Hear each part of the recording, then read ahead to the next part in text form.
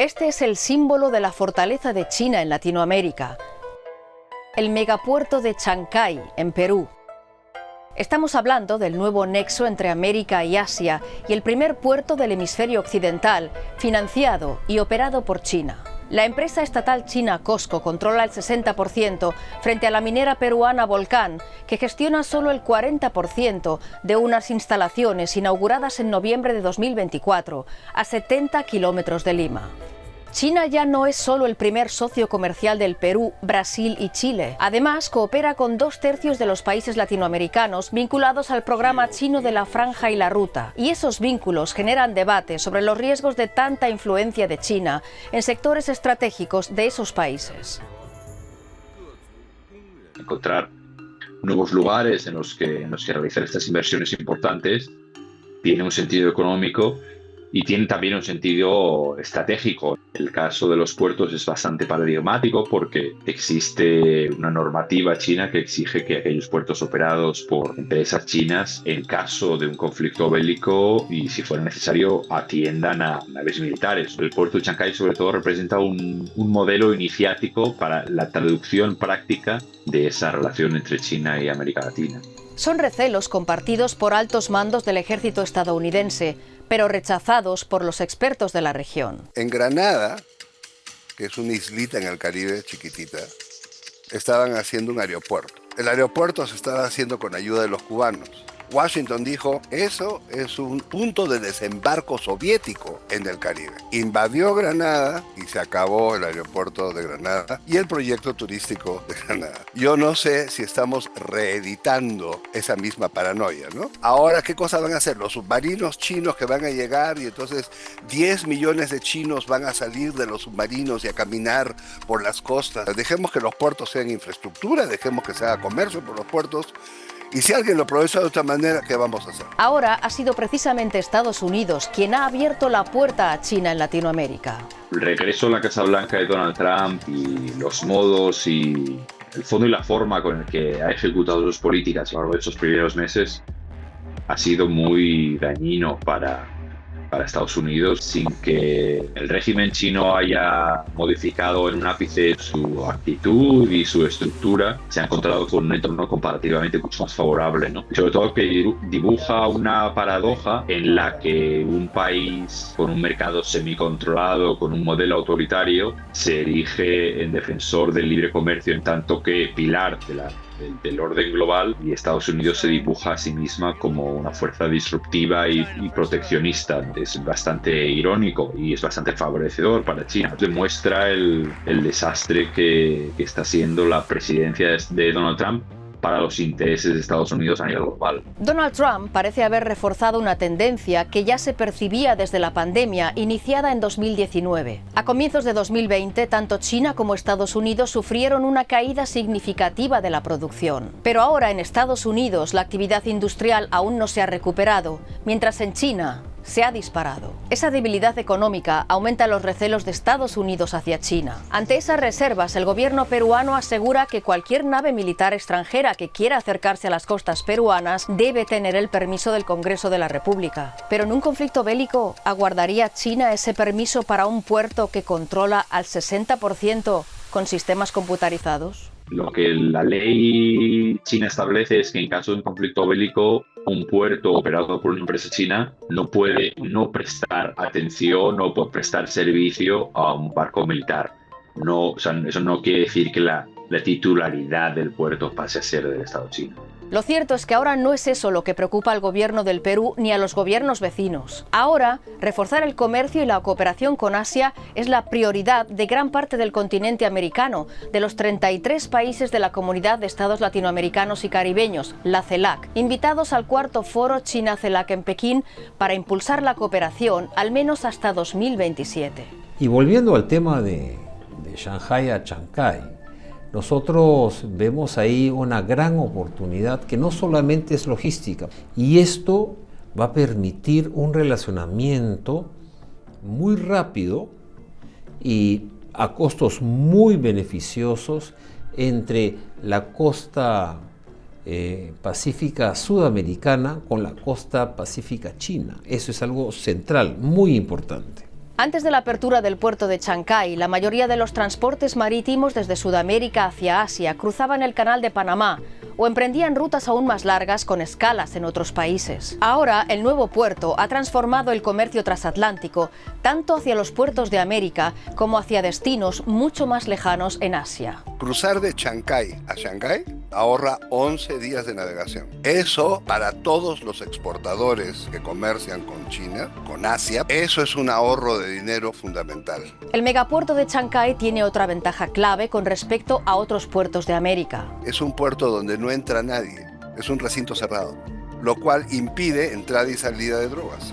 Y eso, para el Perú, es un punto a favor, porque implica que nosotros podemos tener nuestro comercio exterior limpio. No hay problemas de que por este puerto pase nada, porque no hay nadie adentro del puerto. Lo que ingrese al recinto, que haya sido revisado en el ingreso al recinto, nadie más lo toca. Nadie maneja los camiones, nadie maneja las grúas, nadie maneja el desembarco. Eso es una maravilla. ¿Pero es todo tan maravilloso en Chancay? Pese a las ventajas para el comercio y la seguridad, la megaobra se diseñó sin tener en cuenta su impacto social y ambiental. El puerto se levantó en una bahía pequeña, dedicada antes a la pesca artesanal y situada a menos de 50 kilómetros del humedal Santa Rosa, un espacio protegido por su biodiversidad. Aunque las primeras protestas de la población local contra el proyecto se remontan a la presentación del primer estudio oficial de impacto ambiental en 2013, no se cumplió el plan de incluir a la población local en el proceso. No se están cumpliendo con las medidas recomendadas en los estudios de impacto ambiental. Y eso me parece que es debilidad pública. O sea, el ente encargado de hacer que eso se cumpla no lo está haciendo cumplir.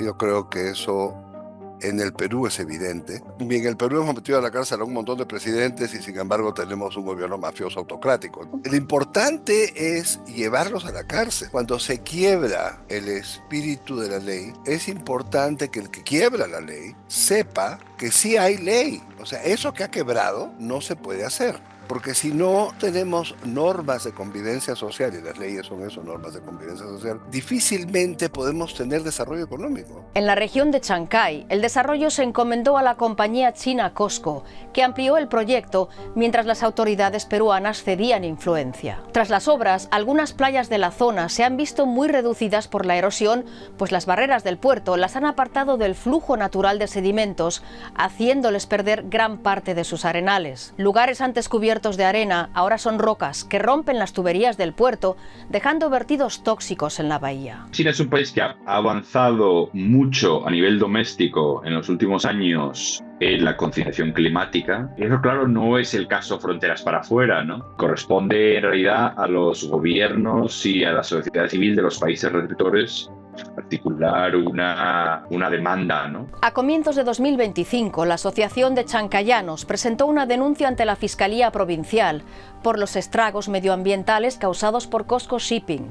Puede dejar un basurero. Sí, y eso es parte del tema que los gobiernos tienen que negociar. O sea, no hay por qué dejar un basurero, no tiene por qué ser. La pregunta es si hacer algo con los recursos puede beneficiar a la sociedad en su conjunto. Hasta ahora, en 500 años y pico, 550 años, la exportación de recursos naturales ha hecho poco en términos de infraestructura, ha hecho poco en términos de todo lo que implica desarrollo. O sea, la capacidad de negociación de los gobiernos en el esquema de Estado mínimo es una capacidad mínima de negociación. Y por eso creo yo que hay que fortalecer a los gobiernos, hay que darles mucho más fuerza. Se puede tener negociaciones muy duras con los chinos, porque ellos, los chinos, están interesados en las materias primas. Latinoamérica podría reforzar su posición negociadora, teniendo en cuenta que la industria militar china necesita a Bolivia, Argentina y Chile, países conocidos como el Triángulo del Litio, que concentran casi el 60% de las reservas mundiales de este mineral. China también necesita el hierro y el cobre del Perú, así como el niobio y el aluminio de Brasil. No obstante, aunque los países de la CELAC se conviertan en los mejores negociadores del mundo, no parece que la minería y la sostenibilidad puedan ser compatibles. En minería tienes a los canadienses, que son los principales inversionistas en minería en América Latina, son canadienses, que hacen exactamente lo mismo. Están los ingleses, que hacen exactamente lo mismo.